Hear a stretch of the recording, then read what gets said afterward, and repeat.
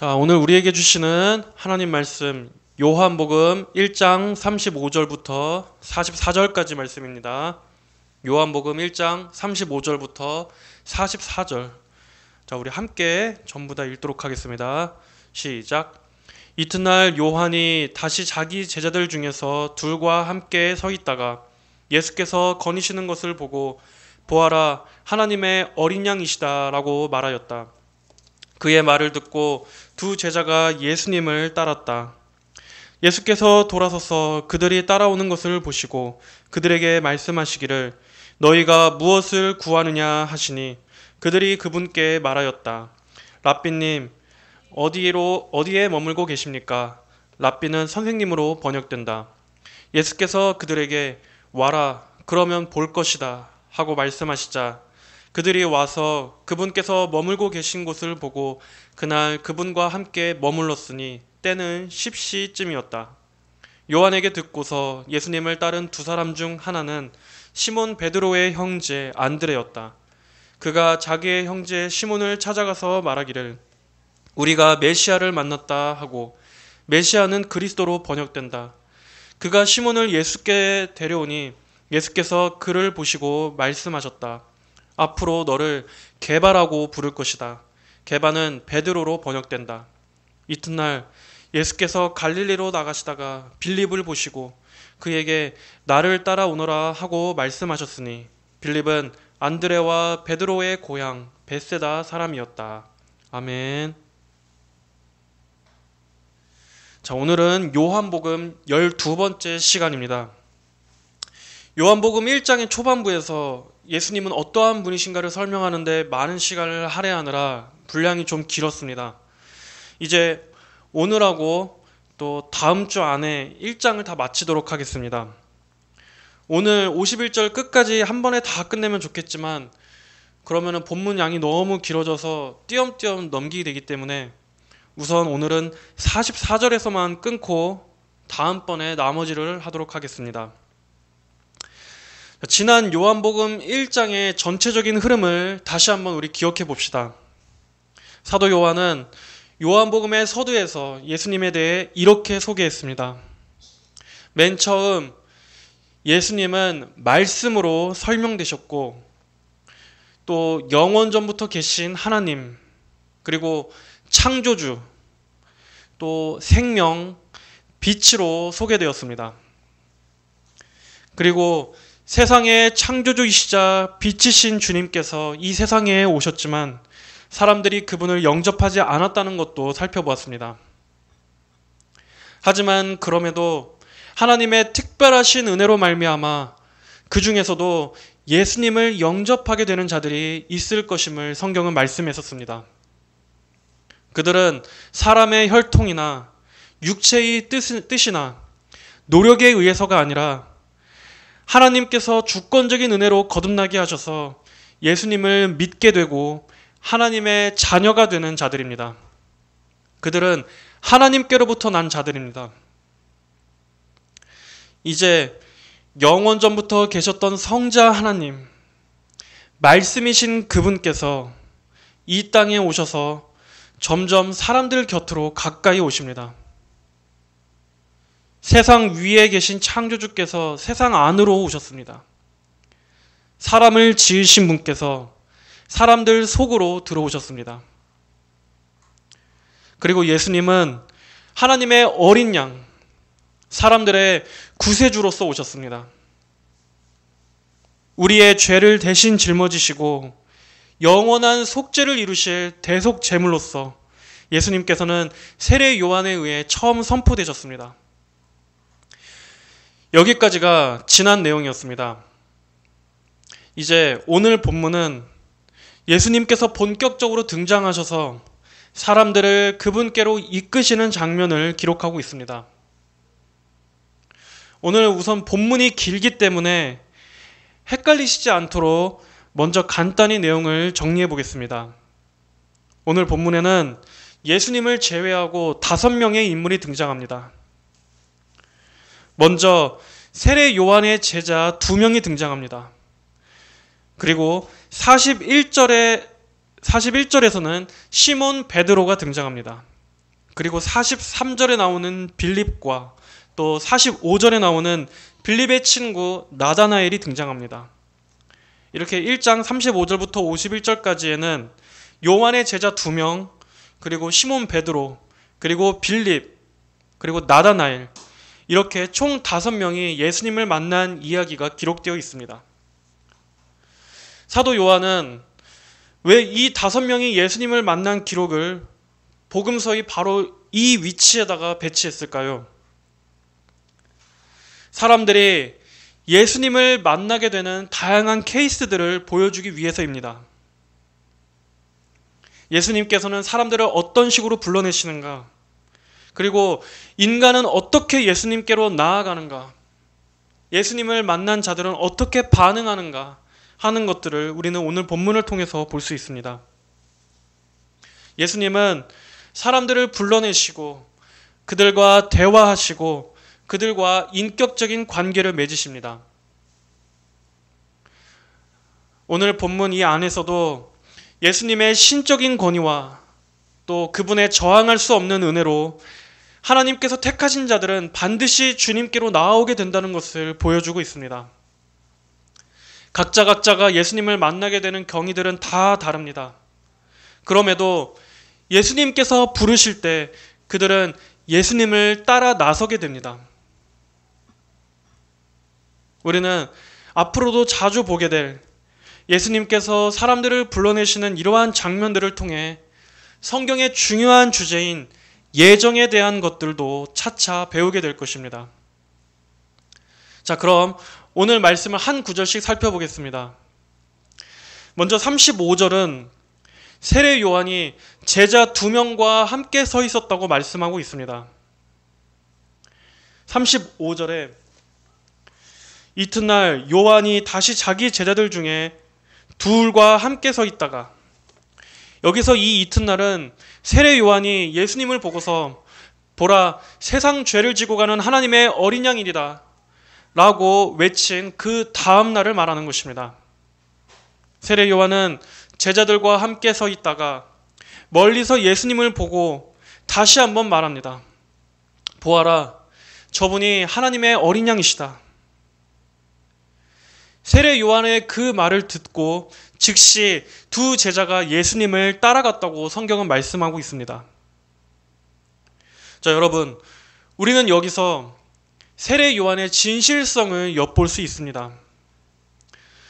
인간적인 입장에서 보면 세례 요한의 입장에서는 제자들을 예수님에게 뺏긴 것처럼 보일 수 있습니다.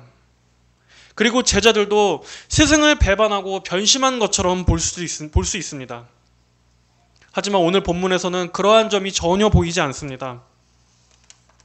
세례 요한은 예수님을 증거했고 또 제자들은 그 스승의 말에 즉각적으로 순종해서 예수님을 따라갔습니다. 이렇게 세례 요한은 끝까지 예수님만을 증거하는 참된 일꾼이었습니다.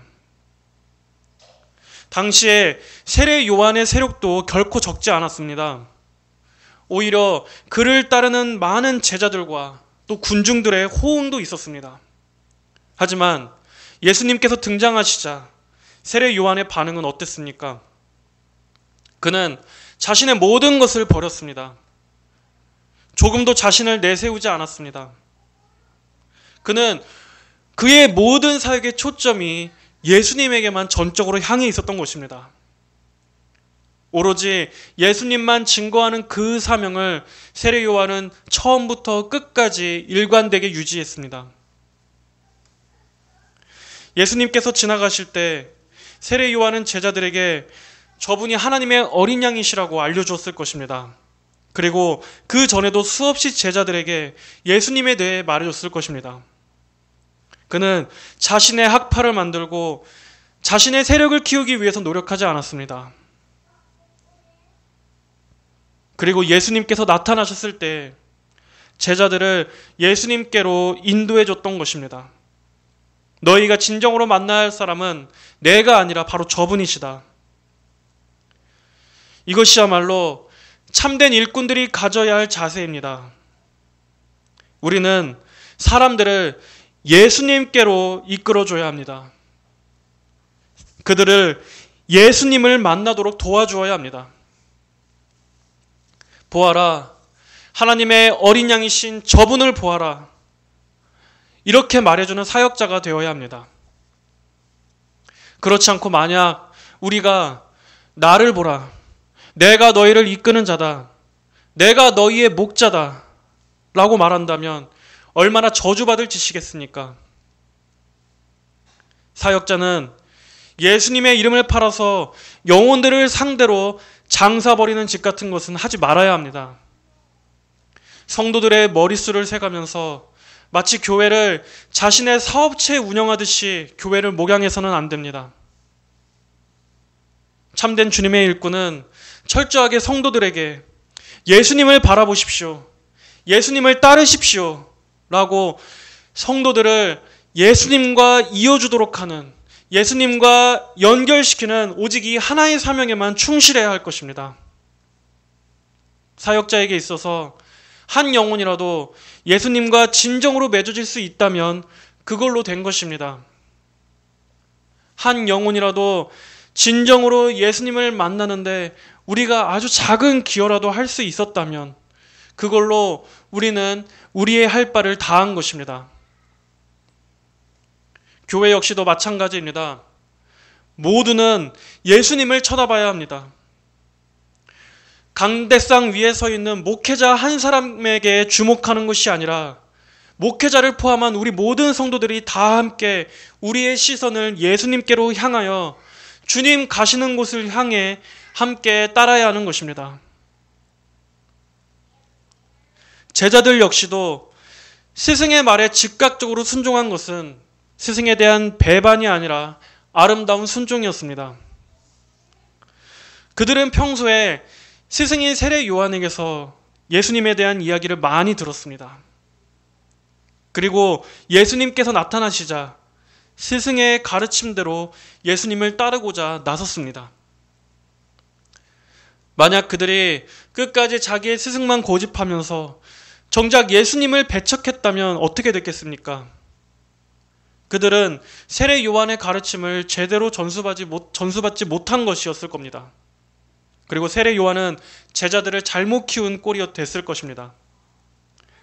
하지만 그 제자들은 최종적으로 순종해야 할 분이 누구신지 알았습니다.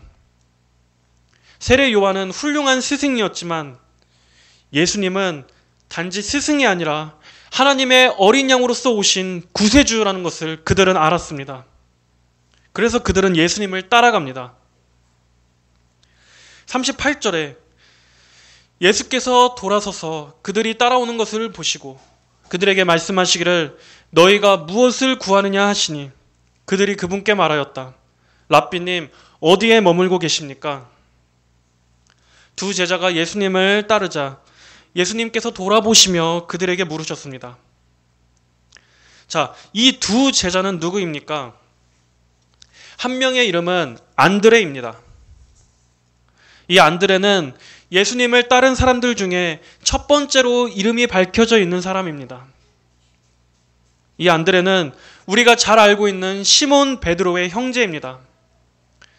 성경에서는 베드로와 형제라고 기록되어 있는데 베드로가 형이고 또 안드레가 동생으로 알려져 있습니다. 그리고 또 안드레와 함께했던 이 또 한 명의 제자는 누구입니까? 여기서는 이름이 기록되어 있지 않지만 그 한 명의 제자는 사도 요한입니다. 바로 이 요한복음을 기록한 사도 요한입니다. 참 재밌게도 사도 요한은 이 당시에 세례 요한의 제자였습니다. 학자들 역시도 이 다른 한 명의 제자를 사도 요한이라고 보통 봅니다. 그는 자신의 이름을 드러내는 것을 별로 좋아하지 않았기 때문에 이 복음서에서도 자신의 이름을 직접적으로 대놓고 거론하지 않는 부분들이 몇 군데 나옵니다. 사도 요한은 이 복음서를 기록하면서 예수님을 처음 만났던 바로 이때를 생각하며 감회에 젖었을지도 모릅니다. 그가 안드레와 함께 예수님을 처음 뒤따랐을 때 예수님께서 자신을 돌아보시며 자신에게 처음 물으셨던 그분과 눈을 마주쳤던 그때를 회상하며 감격에 젖어서 이 복음서를 기록했을 것입니다. 예수님께서는 그 두 제자를 향해 물으셨습니다. 너희가 무엇을 구하느냐? 예수님께서 물으셨던 이 질문은 의미심장한 질문입니다. 물론 예수님께서는 이들이 원하는 것을 모르시지 않으셨습니다. 예수님은 하나님이셨기 때문에 각 사람의 마음에 숨어 있는 동기들을 속속들이 아시는 분입니다. 그럼에도 제자들에게 다시 한번 확인을 하셨습니다. 그들 마음속에 들어있는 게 무엇인지 스스로 생각해 보도록, 나를 따르기 전에 먼저 너희가 나를 따르는 동기가 무엇인지 먼저 스스로 생각해 보도록 질문하며 유도하신 것입니다. 오늘날에도 예수님께서는 예수님을 믿고 따른다고 하는 사람들에게 같은 질문을 하십니다. 너희가 무엇을 구하느냐? 나를 따름으로써 너희가 기대하는 것은 무엇이냐? 너희는 무엇을 원하고 나를 따르느냐? 너희가 나를 따르려는 그 이유는 무엇이냐? 이 질문은 전곡을 찌르는 질문입니다. 만약 여러분에게 예수님이 이러한 질문을 던지셨다면 여러분은 이 질문에 어떻게 대답하시겠습니까? 예수님, 건강하게 해주세요. 사업 잘 되게 해주세요. 자식들 잘 되게 해주세요. 예수님, 이번만 이 일이 잘 되게 해주시면 제가 꼭 착하게 살겠습니다. 이것이 예수님을 따르는 주된 이유들입니까? 제자들은 어떻게 대답합니까? 랍비님, 어디에 머물고 계십니까? 라고 대답했습니다. 그들은 자신들이 무엇을 원합니다 라고 말하지 않았습니다. 대신 그들은 주님의 거처를 여쭈었습니다. 이 말의 뜻은 예수님과 더 가까이 머물며 예수님과 친밀히 교제하고 싶다는 뜻입니다. 주님과 함께하기를 원합니다. 주님 계신 곳 지금 어디입니까? 우리 역시도 예수님을 따르는 이유가 단지 무엇을 얻기 위해서, 그분께로부터 무엇을 받기 위해서가 먼저여서는 안 됩니다. 물론 여러분, 얼마든지 구하십시오. 우리의 필요를 구하는 것 자체는 저는 절대로 죄라고 말하지 않겠습니다. 다만 그게 우리의 주된 동기가 되어서는 안 된다는 것입니다. 그게 예수님을 믿는 가장 우선적인 이유가 되어서는 안 된다는 말씀입니다. 예수님을 따르는 동기가 무엇입니까? 예수님을 원해서, 예수님 그분 자체를 갈망해서 그분을 따르는 것이 동기가 되어야 합니다. 예수님 그 자체로 사랑하기 때문에, 또 예수님 그분을 더욱더 알고 싶어서 그분의 그 신적인 권위와 그분의 그 영광의 매력 때문에 주님을 따르는 것이 되어야 합니다. 만약 마음으로 예수님을 원하는 것이 없음에도 예수님을 따르면 뭔가 복이 있을 것 같으니까, 그래도 예수님을 따라다니면 뭔가 콩고물이라도 떨어지는 게 있겠지 하는 마음으로 따른다면 그것은 이기적이고 계산적인 동기입니다.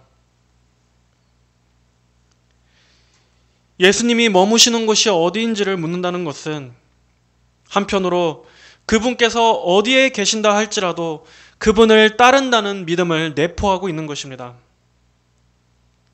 참된 믿음은 예수님께서 어디로 인도하실지라도 그분을 따르는 것입니다.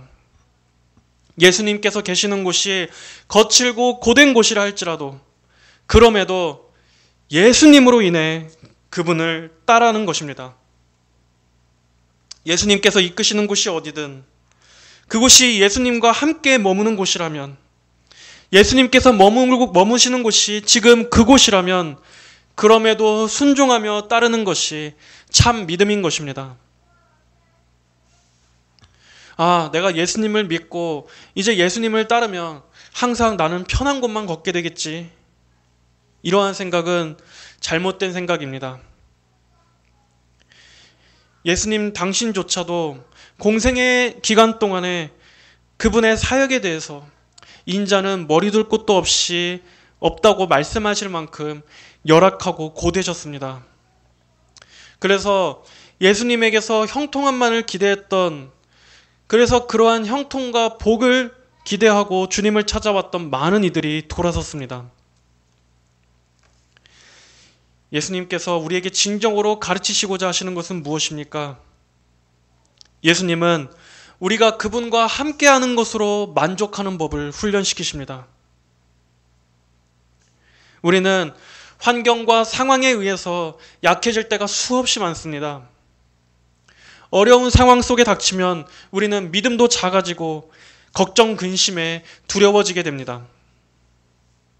하지만 예수님께서는 그 속에서도 주님과 함께함으로 인해서 능히 극복하는 믿음, 주님과 함께함으로 인해 능히 견뎌내는 믿음을 가르쳐주고자 하십니다.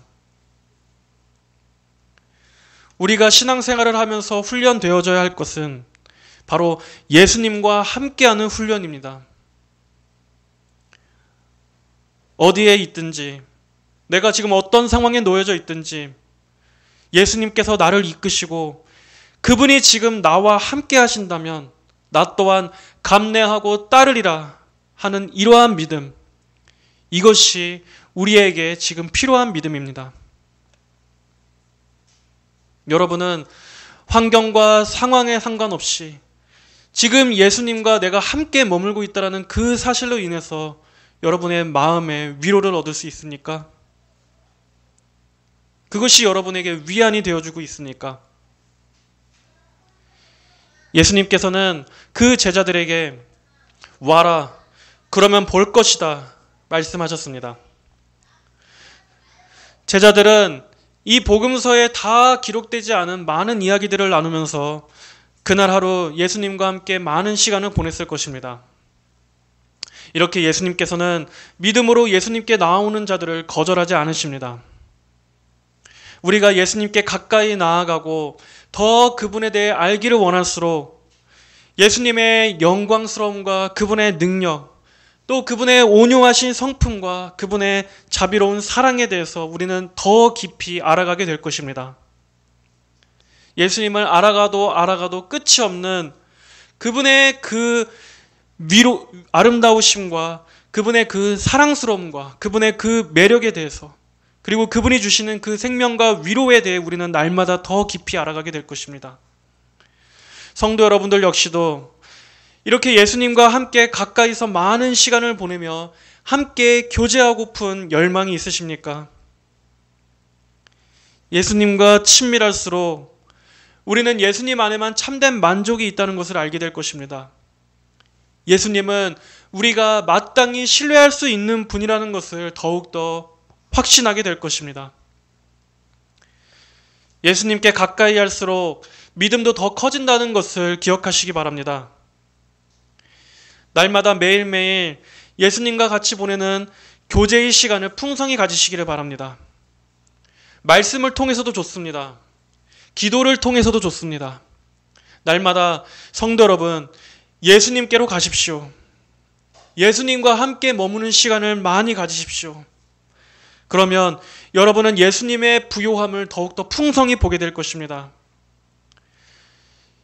예수님과 머무는 시간을 꾸준히 가질수록 여러분의 영혼은 시들지 않고 마르지 않는 생수를 날마다 공급받는 것이 될 것입니다. 자, 이제 40절부터 42절까지에서는 안드레가 그의 형제인 베드로를 전도한 내용이 나옵니다. 예수님을 만나 뵀던 안드레는 시몬에게 말합니다. 41절에 그가 자기의 형제 시몬을 찾아가서 말하기를 우리가 메시아를 만났다 하고, 예수님으로부터 배움의 시간을 보낸 안드레는 예수님을 메시아로서 확신하게 됩니다. 그리고 형제인 베드로에게 달려가 이 사실을 알립니다. 이처럼 하나님의 은혜를 깨닫고 복음의 능력을 체험했다면 우리는 전할 수밖에 없습니다. 여러분, 사람의 인생에 있어서 가장 중요한 것은 무엇입니까? 인간의 일생에서 가장 중요한 것은 무엇입니까? 예수 그리스도를 영접하는 것입니다. 예수님을 진정으로 만나게 되면 인생이 정말 변하게 됩니다. 참된 소망이 무엇인지를 깨닫게 됩니다. 인간의 참된 존재의 목적과 이유에 대해서 깨닫게 됩니다. 그리고 예수님이 인간에게 얼마나 필요한 분인지 절실히 깨닫게 됩니다. 그래서 우리 주변에 있는 사람들도 저들도 다 예수님을 믿고 구원받기를 간절히 소원하게 되는 것입니다.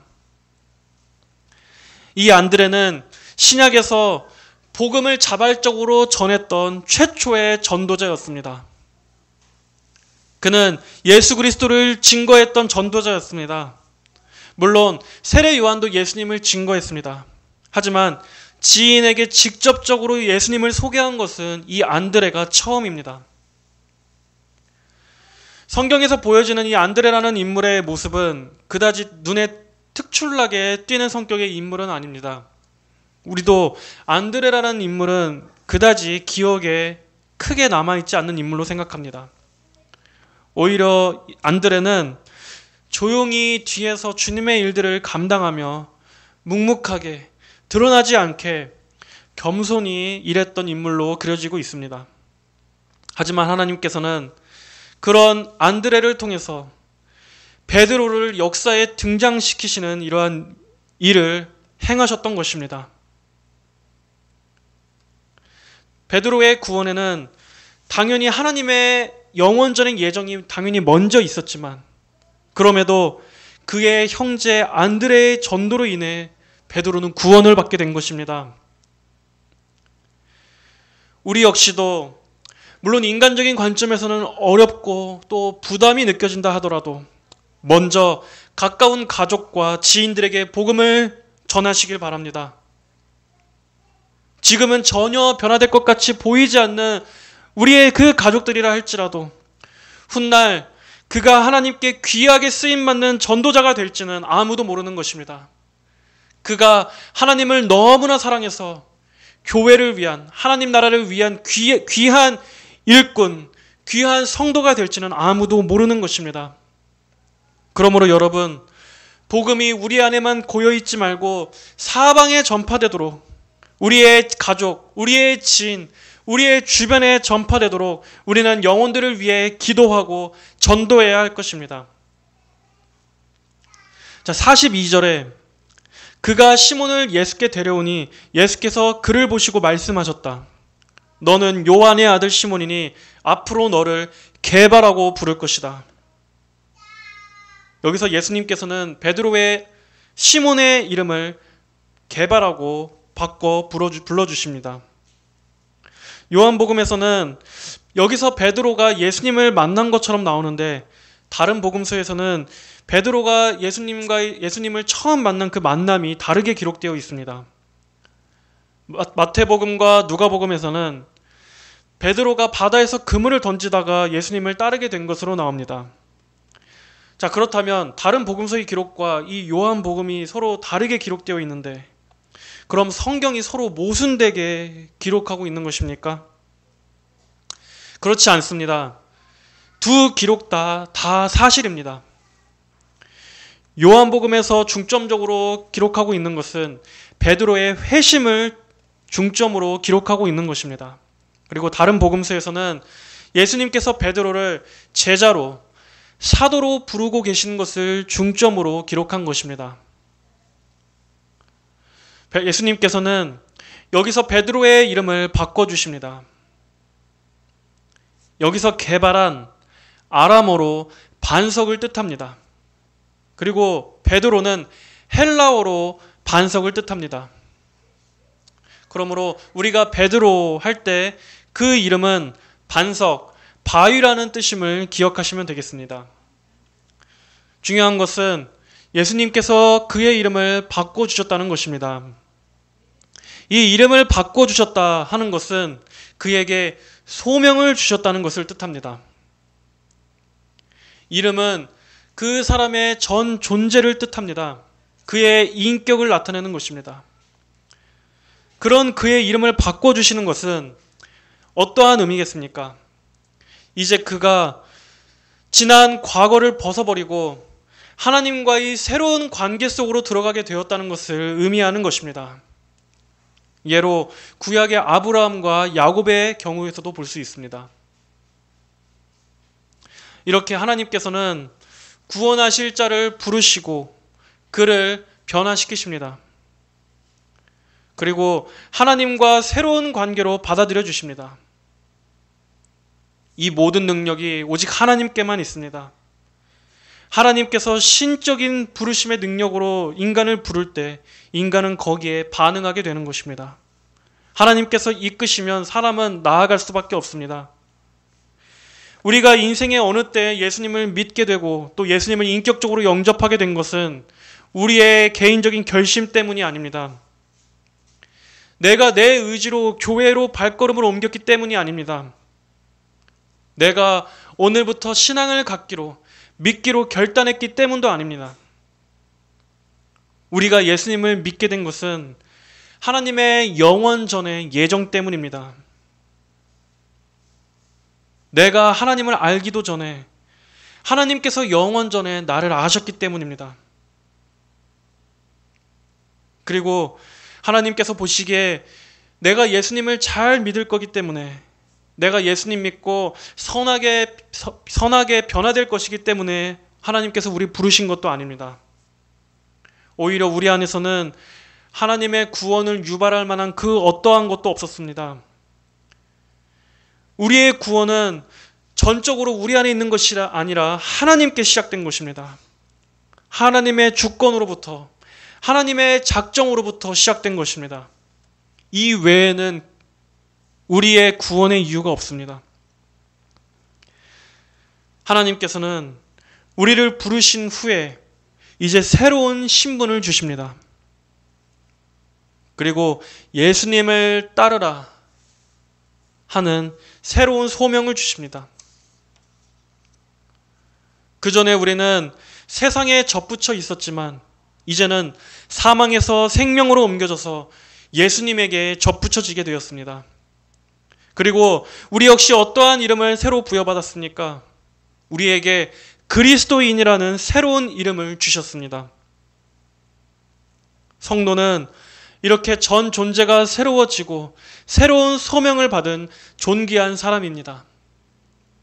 그리스도인은 이제 하나님과의 새로운 관계 속으로 들어가게 된 새로운 신분입니다.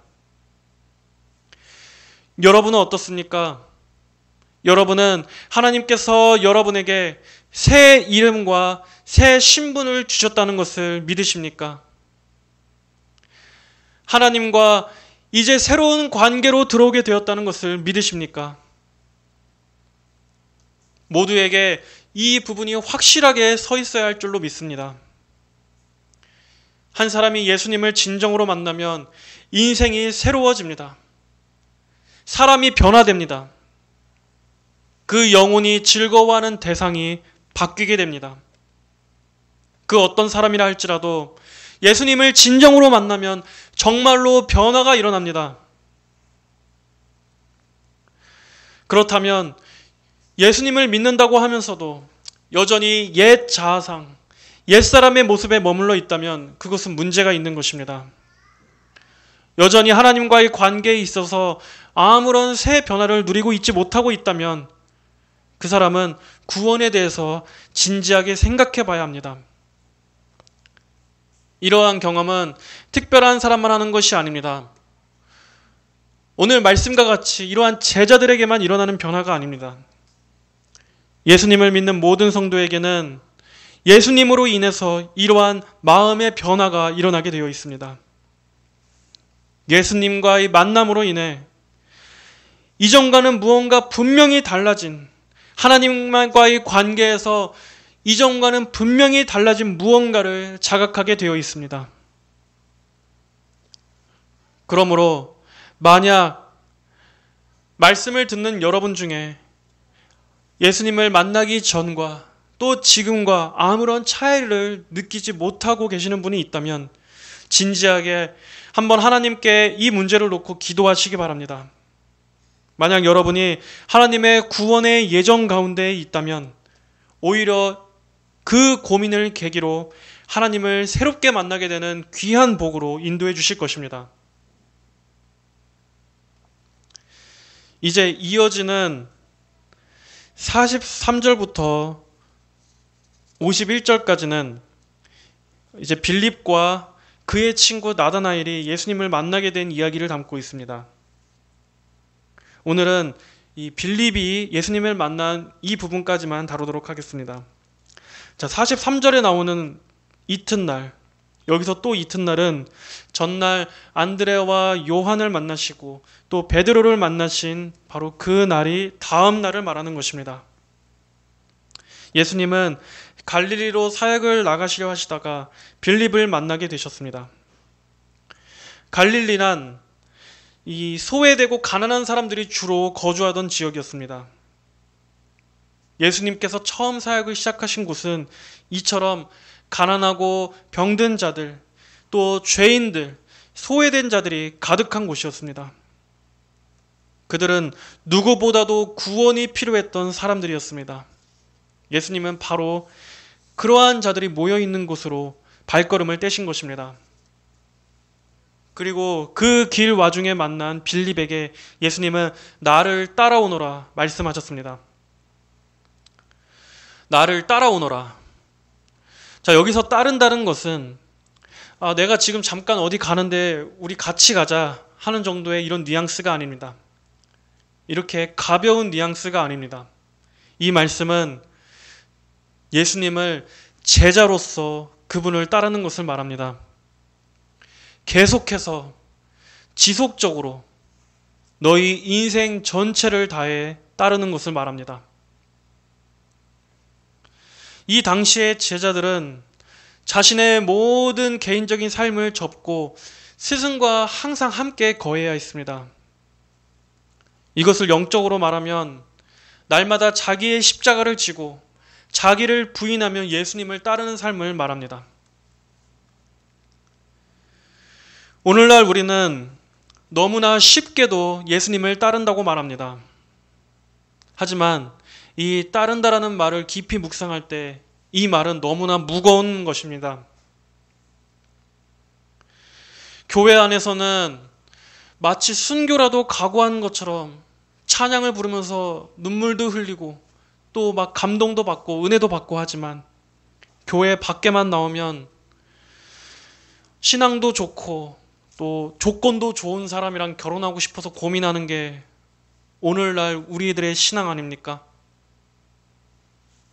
이런 믿음은 자기 십자가를 지는 것이 아닙니다.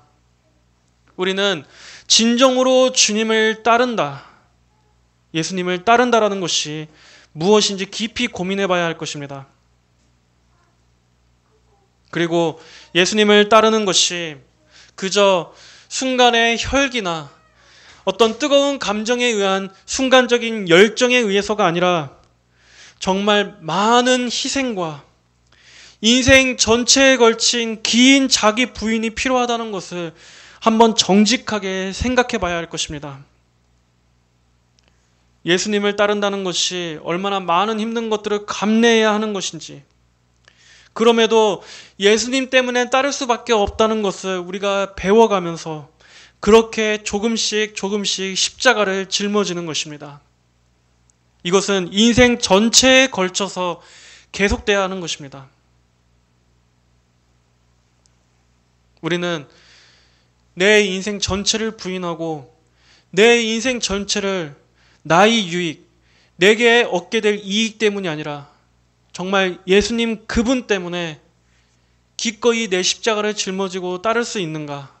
나는 이 돌아올 수 없는 강을 정말 그 영생 하나를 위해서 내 삶을 주님께 헌신하고 드릴 수 있는가 하는 이러한 것들을 진지하게 고민해보고 신앙을 가져야 할 것입니다. 자, 성도 여러분, 오늘 우리는 안드레와 요한 그리고 베드로와 빌립을 통해서 예수님께서 제자들을 부르시고 또 거기에 대한 제자들의 반응을 살펴보았습니다. 이를 통해서 우리는 참된 믿음에는 반드시 세 가지 요소가 포함되어 있음을 확인할 수 있습니다.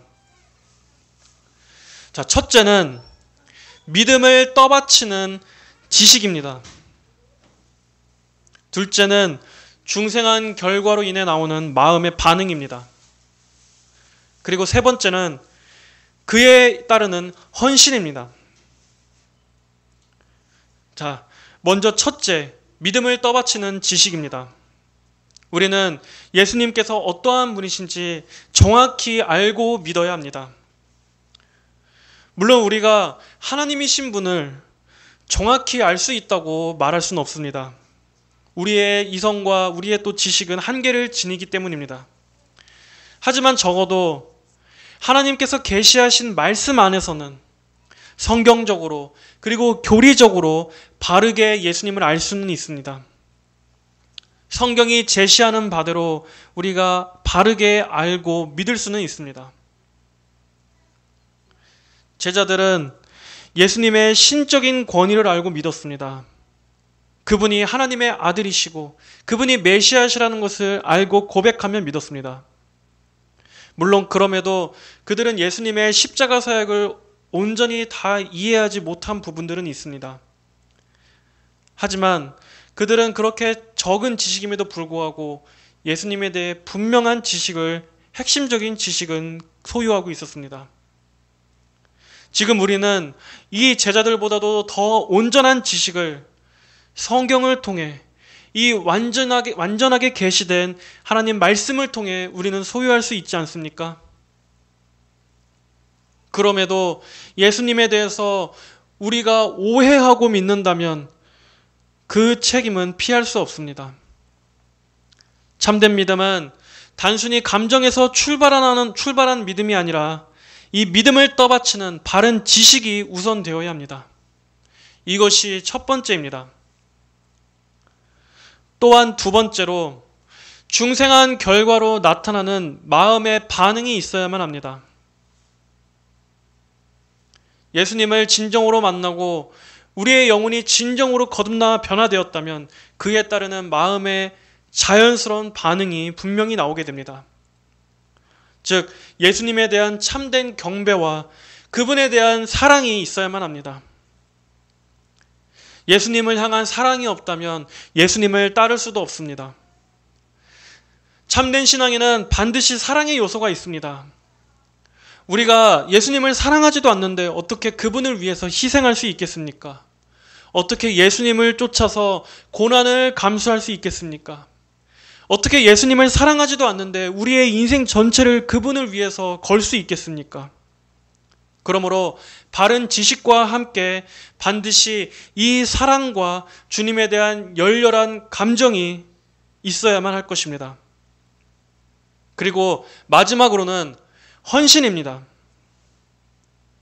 예수님에 대한 지식과 그분에 대한 참되고 열렬한 사랑이 있다면 이제는 그분을 따르는 것으로 이어져야 합니다. 일생을 주님께 헌신하는 것으로 이어져야 하는 것입니다. 이것은 특별한 사명을 가진 사람들에게만 해당하는 것이 아닙니다. 무슨 교회에서 리더 프로그램을 이수하거나 또 제자 훈련을 이수한 사람들에게 또 사역자 코스를 걷는 사람들에게만 해당하는 것이 아닙니다. 모든 그리스도인들에게 해당하는 것입니다. 모든 성도들은 예수님께 헌신된 사람입니다. 믿음은 있지만 헌신은 하지 않겠다는 것은 말도 안 되는 믿음입니다. 그것은 아직 믿지 않는 것입니다.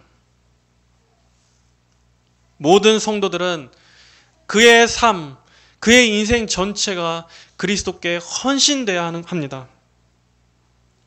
헌신한다고 해서 무슨 멀리 중동에 선교하러 나가라는 뜻이 아닙니다. 헌신은 자신을 주님께 드리는 것입니다. 나의 인생과 나의 주권이 내가 아닌 하나님께 있음을 인정하고 내 모든 삶이 이제는 나를 위해서가 아니라 하나님을 향해서 하나님을 향해 하나님께서 나를 주장하시도록 사는 것을 말하는 것입니다. 나를 위해서 예수님께서 일하시는 것이 아니라 예수님이 나의 중심이 되시고 나의 주인이 되시고 나를 예수님께 맞추는 삶을 말하는 것입니다.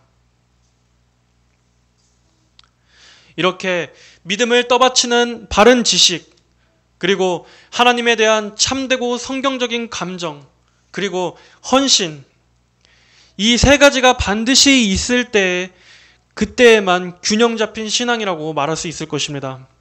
만약 이것이 없다면 그것은 마귀의 믿음과 다를 바가 없습니다. 마귀 역시도 하나님의 존재를 인정합니다. 하나님의 전능하신 능력과 권위를 누구보다 잘 알고 있습니다. 하지만 마귀에게는 주님에 대한 사랑이 없습니다. 주님을 따르는 헌신이 없습니다. 그러므로 우리는 성경의 기준에 맞추어서 우리의 믿음을 점검해 봐야 할 것입니다. 자, 이제 말씀을 맺겠습니다. 오늘은 우선 안드레와 요한, 그리고 베드로와 빌립까지만 다루고 다음 주에 나머지 본문을 다루도록 하겠습니다. 여러분, 예수님께서 자기 땅에 오셨지만 그분을 영접하는 자가 없었습니다. 온 세상이 영적으로 죽었고 눈멀고 어둡고 캄캄하여 예수님의 밝은 영광의 빛을 보지 못했습니다. 그분의 생명 되심을 알아보지 못했습니다.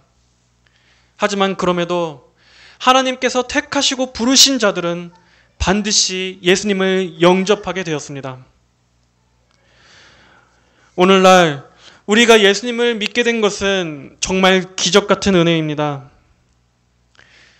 여러분이 하나님께로 나오기에 앞서서 하나님의 부르심이 먼저 있었다는 것을 묵상하시길 바랍니다. 하나님께서 우리를 이끌어내 주셨기 때문에 우리가 믿게 된 것입니다. 성도 여러분, 인생에서 예수님을 만난 것보다 더 감사하고 놀랄 만한 사건은 없습니다. 우리에게 주신, 또 우리를 불러주신 이 구원의 은혜가 얼마나 감사한 것인지를 날마다 깨닫게 되는 은혜가 넘치시기를 바랍니다. 예수님을 더 많이 사랑하길 기도하십시오. 예수님을 사랑하지 않는다면 우리가 어떻게 예수님을 따를 수 있겠습니까?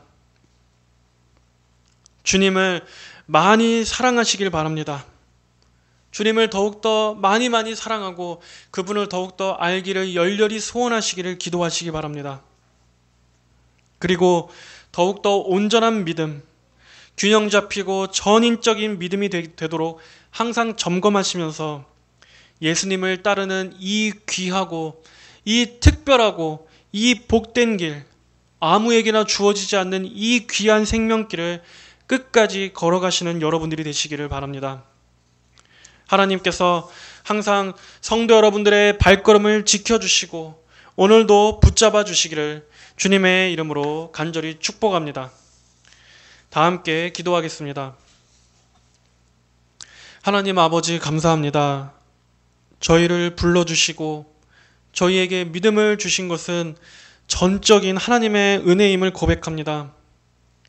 하나님께서 저희를 불러주시지 않으셨다면 저희는 영원히 어둠 속에서 멸망할 수밖에 없는 존재들이었습니다. 그러나 하나님께서 하나님의 때에 주권적인 은혜로 저희를 만나주시고 건져주신 그 은혜를 너무나 감사합니다. 하나님 아버지, 앞으로의 믿음의 여정 또한 저희의 힘만으로는 갈 수가 없습니다. 하나님께서 저희를 불러주셨듯이 앞으로도 항상 저희를 붙잡아 주시고 주님께로 가는 그 모든 길 동안 항상 저희들을 인도하여 주시옵소서. 하나님께서 시작하셨으니 하나님께서 끝까지 붙들어 주셔서 완성하여 주실 줄을 믿습니다.